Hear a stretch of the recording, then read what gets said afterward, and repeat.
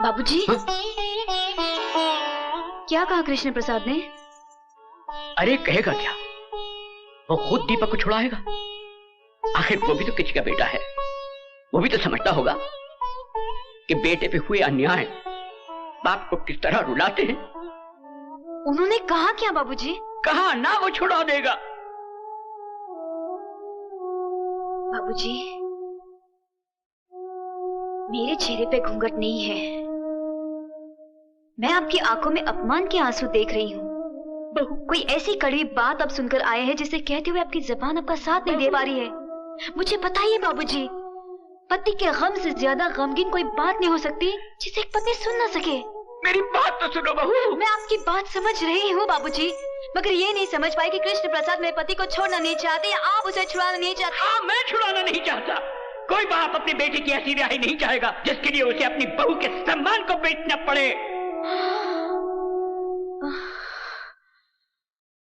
बस बाबूजी, मुझे कृष्ण प्रसाद का संदेशा मिल गया। कृष्ण प्रसाद ने आपके बेटे की रिहाई के लिए बहू की जमानत मांगी है ना? नहीं बहू, तुम चौखट के बाहर कदम नहीं रखोगी। मेरा पति जेल में है बाबूजी, मैं मर्यादा के दायरे में खड़ी होकर अपने पति पे अत्याचार होते देख नहीं सकती। नहीं देख सकती, मैं नहीं देख सकती। बहू, बहू।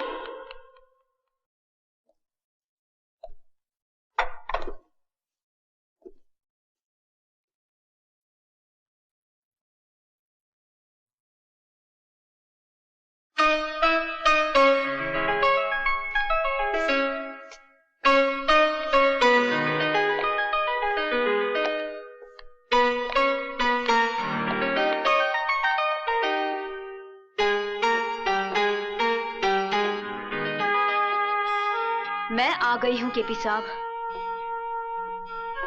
मगर ये मत सोचना कि मैं तुम्हारी मर्जी से आई हूं। मुझे यहां मेरी मजबूरी लाई है। पति पत्नी के लिए भगवान होता है और मैं अपने पति के लिए कोई भी कुर्बानी देने के लिए तैयार हूं। बोलो, उन्हें छोड़ने का क्या लोगे? बोलो, जवाब दो। तुम्हारा ईमान धर्म तो बिजनेस है ना? बोलो, क्या उतारूं? कंगन, ये मंगलसूत्र, या फिर ये?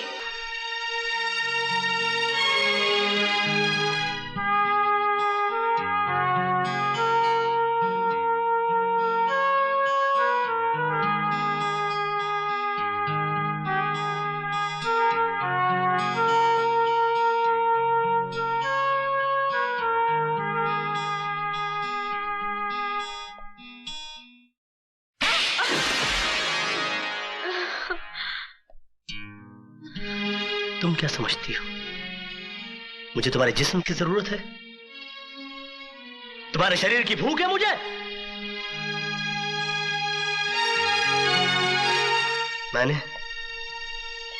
मैंने कभी तुम्हारे जिस्म से नहीं, तुम्हारी आत्मा से प्यार किया।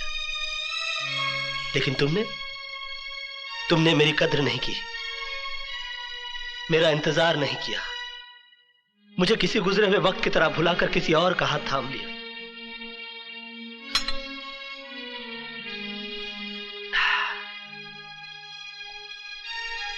प्यार हम दोनों ने किया, मगर तड़पना सिर्फ मेरे नसीब में आया।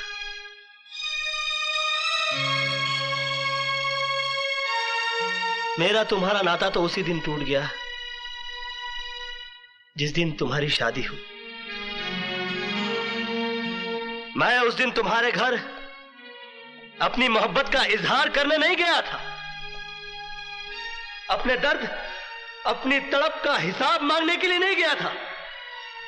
बल्कि उस रात पार्टी में हुई इस गलती की माफी मांगने के लिए गया था जो तुम्हारी जुदाई, तुम्हारे सोग में चोट खाए मेरे दिल के हाथों हो गई।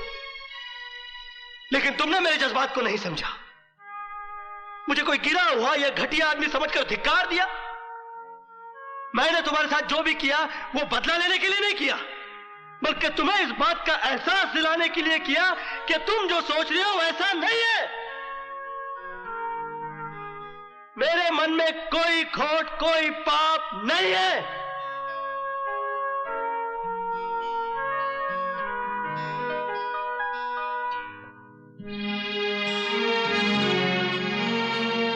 मोहब्बत का दर्द बड़ा जानलेवा होता है पूजा जी। मैंने तो तुम्हें माफ किया, मगर दोबारा कभी इंसान का जन्म मिले तो मोहब्बत जरा सोच समझ कर कीजिएगा।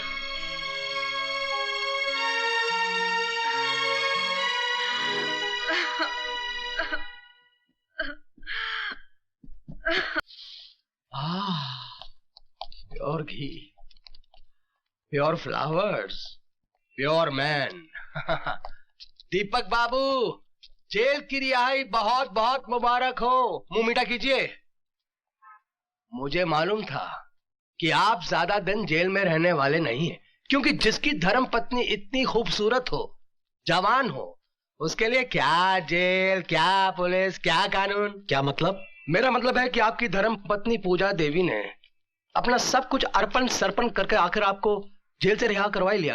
हरामजादे! अरे मेरी गर्दन क्यों पकड़ रहे हो?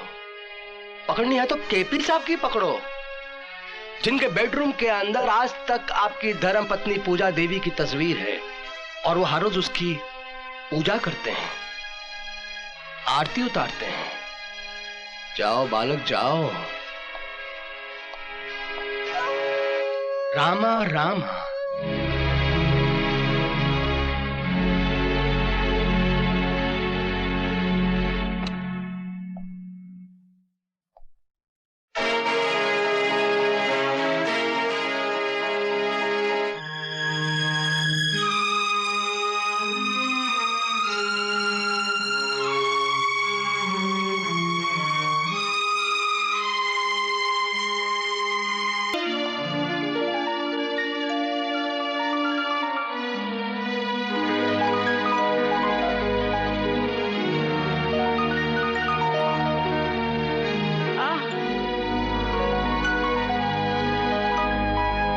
बेटे, सांच को आंच नहीं, तेरी सच्चाई आखिर अपना रंग ले ही आई। नहीं बाबूजी, मैं अपनी सच्चाई के बूते रिहा नहीं हुआ। मेरी रिहाई कराने के लिए आपकी बहू ने कीमत चुकाई है।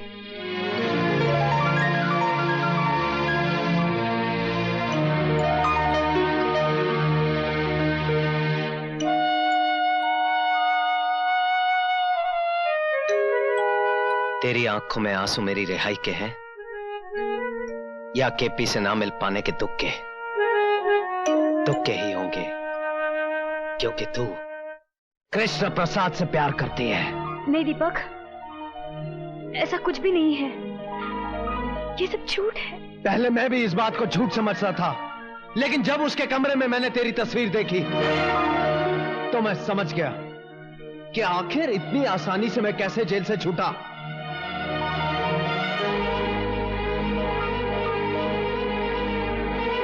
भरी पार्टी में उसका तेरा मुंह चूमना, मेरी गैर हाजिरी में माफी मांगने के बहाने तुमसे मिलने आना, मेरे विरोध करने पर मुझे जेल भिजवाना, ये तुझसे कृष्ण प्रसाद का प्यार नहीं तो और क्या है? मेरे जेल जाने के बाद तू उससे रोज मिलती जुलती रही, और जब उसका दिल भर गया तो मुझे रिहा करवा के तेरी नजरों में देवता बन गया। नहीं दीपक, ऐसा कुछ नहीं है, मेरा विश्वास करो। अगर ऐसा कुछ नहीं है तो फिर मेरे जेल जाने के बाद तू उसे मिलने क्यों गई? तुम्हें जेल से छुड़वाने के लिए। मुझे छुड़वाने के लिए बाबूजी भी थे। हाँ, लेकिन उनकी लाख कोशिश करने के बावजूद भी कृष्ण प्रसाद तुम्हें छुड़वाने को तैयार नहीं था। तो फिर तुम्हारे कहने से वो कैसे मान गया? ऐसी कौन सी वजह थी कि तुमसे मिलकर उसने मुझ पर लगाए हुए लाखों रुपए का गबन का इल्जाम वापस ले लिया?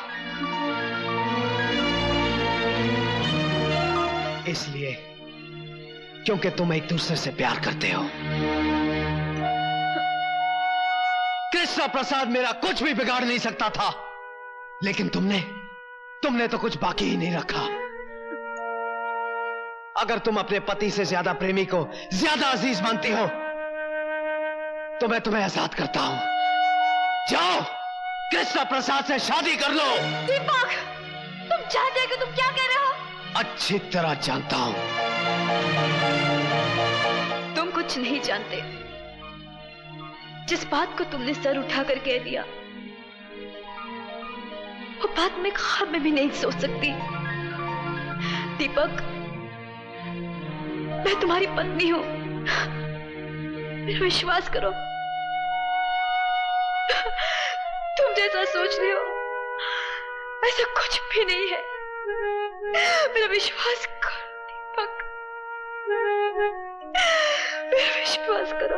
अब तुम मुझे समझाने की कोशिश मत कर। दीपक बजाज किसी दूसरे का करमाया हुआ कंबल नहीं ओढ़ता। औरत तो वो है जो अपने पति के विश्वास को जिंदा रखने के लिए मर जाए। पति की गैर हाजिरी में किसी प्रेमी का कॉल पूरा करने वाली औरत पत्नी नहीं, कुल्टा होती है। और कोई मर्द किसी कुल्टा के मांग में अपने नाम का सिंदूर बर्दाश्त नहीं कर सकता।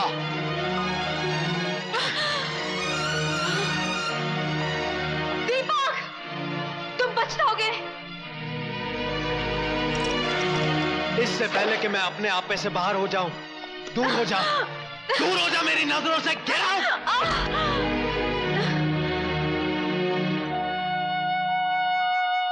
दीपक, औरत उस वक्त तक सीता सावित्री होती है जब तक उसका पति राम और सत्यवान होता है। जिस दिन ये मर्यादा टूटती है ना, औरत एक ऐसा उलझा हुआ सवाल बन जाती है जिसे कोई मर्द सुलझा नहीं सकता।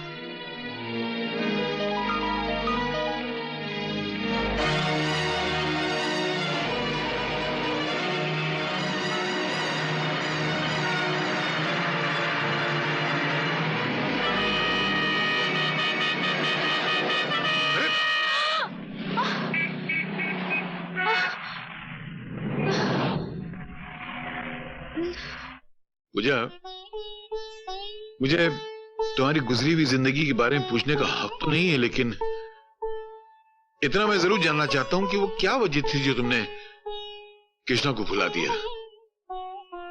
मैंने इसलिए भुला दिया क्योंकि मेरी शादी दीपक से हो गई थी। हाँ, लेकिन तुमने दीपक से शादी की क्यों? प्यार तो तुम कृष्णा से करती थी। हाँ, लेकिन उस प्यार की वजह से कई जिंदगियां खराब हो रही थी। मान सम्मान समाज सबकी कसूरवार हो गई थी मैं।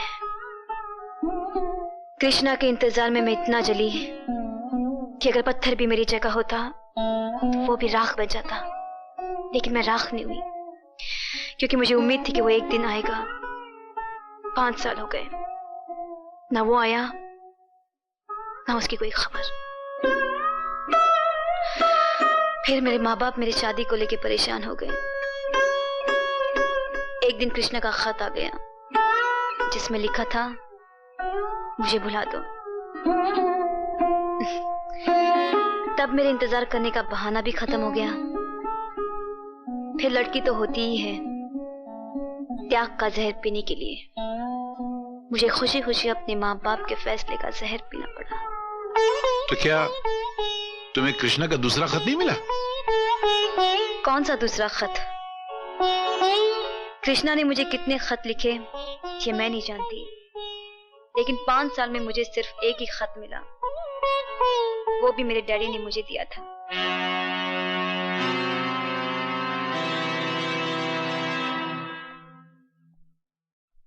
नमस्ते, मेरा नाम छबन मास्टर है, मैं रफूगर हूँ। यहाँ क्या करने आए हो? हुजूर, जिनकी सूरत अच्छी नहीं होती मैं उनको आईना नहीं दिखाया करता, मगर आज मैं खुद आपके सामने आईना बन के खड़ा हूं। ये मेरी मजबूरी है। सरकार ने लकड़ियां काटने और जलाने पे तो पाबंदी लगा दी, मगर बहुएं आज भी जलाई जाती हैं और उसके जिम्मेदार होते हैं आप जैसे दौलतमंद बाप जो अपनी बेटी से ज्यादा अपने अभिमान की सोचते हैं। ये क्या बकवास कर रहे हो तुम? बकवास नहीं कर रहा हूं, बल्कि कृष्णा और आपकी बेटी के टूटे हुए रिश्तों की बात कर रहा हूं। कृष्णा ने आपको 2 खत लिखे थे ना, एक अपनी बर्बादी का और दूसरी अपनी कामयाबी का। बर्बादी का खत अपनी बेटी को दिखाकर उसे शादी पे मजबूर तो कर दिया, मगर वो कामयाबी का खत, उसका क्या किया? पढ़कर फेंक दिया, जला डाला उसको। आपकी इसी जलील हरकत और कूटनीति ने दोनों की जिंदगी को बर्बाद करके रख दी। दीनदयाल साहब, आज से सिर्फ गरीबों के साथ नहीं हुआ करते, कभी कभी गाड़ी के नीचे अमीरों के बच्चे भी आ जाया करते हैं। क्या हुआ मेरी बेटी को? कुछ नहीं हुआ, सिर्फ उसके शौहर ने उसको घर से निकाल दिया है। जुर्म आपने किया और गुनहगार वो साबित हो गई आपकी वजह से। तो तुम क्या कहना चाहते हो? मैं भीख मंगे को अपनी बेटी सौंप देता? कृष्णा ना आज गरीब है ना उस दिन गरीब था जिस दिन आपने अपनी बेटी को डोली में विदा किया था। एक आपकी न परखने वाली निगाह ने पूजा को उसके पति और उसके प्रेमी दोनों की निगाह से गिरा दिया। ये नाती मुझे आपके विचारों, आपके ख्यालों, आपके बड़प्पन से। खामोश! तुम क्या मुझे यहाँ जलील करने आए हो? खुदा का शुक्र मनाओ कि आज बकरी ईद नहीं है, वरना कुर्बानी का जज्बा लेकर आता। लेकिन मजबूरी तो यह है कि हमारे यहाँ हराम जानवरों की कुर्बानी मंजूर भी तो नहीं है। लानत है।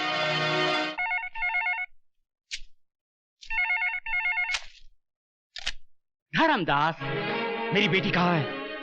कहाँ है मुझसे पूछते हो? तो महानगर टेलीफोन निगम की डायरेक्टरी उठाओ और के पन्ने खोलो। केपी ग्रुप ऑफ इंडस्ट्रीज के 40-50 नंबर होंगे और कहीं न कहीं अपने आशिक कृष्ण प्रसाद के साथ एंगेज्ड होगी तुम्हारी बेटी। बदमाश! कहाँ है मेरी बेटी पूजा? कहाँ छिपा रखा है तुमने उसे? कृष्णा, आग और तेल का खेल बड़ा घटिया होता है। मेरी बेटी की गृहस्थी बर्बाद मत कर। कहीं दिल का मरीज तो नहीं है? इसलिए पूछ रहा हूं कि अब जब मैं चिल्लाऊंगा तो कहीं तेरा दम ना निकल जाए। कृष्णा, चिल्ला मत! ये सवाल मुझे तुझसे पूछना चाहिए था कि मेरी पूजा कहाँ है, मगर मैंने तुमसे पूछा कि तुमने उसकी शादी किसी और से क्यों कर दी? चाय की खेती करने वाले अमीरजादे, जितनी तुम्हारी साल भर की कमाई है उतने रुपयों के सर्फ और साबुन से मेरी हवेली के फर्श धोए जाते हैं। नजर उठा के देख इसकी ऊंचाई की तरफ, जब तक तेरी नजर इसके घुमट तक पहुंचेगी तेरे कांधे से तेरा सर नीचे गिर जाएगा। तू क्या समझता है कि मैं यहां पर बैठा पूजा की जुदाई का शोक मनाता हूं, उसका मातम मनाता हूं? नहीं, टाइम नहीं है अपने पास। यहां पर पूजा तो क्या, उसकी यादों को भी आने की इजाजत नहीं। इस हवेली के दरवाजे से सिर्फ मैं अंदर आता हूं और खिड़कियों से मुझे जिंदा रखने वाली हवाएं अंदर आती है। इसके सिवाय कुछ और दिखाई देता है तुझे अंदर? ठीक है, ठीक है कृष्ण प्रसाद, मैं जा रहा हूं, लेकिन याद रखना, अगर मेरी बेटी के भागने का सबब तू है तो तेरे लिए बहुत बुरी बात है। हवा आने दे। तखलिया। आग!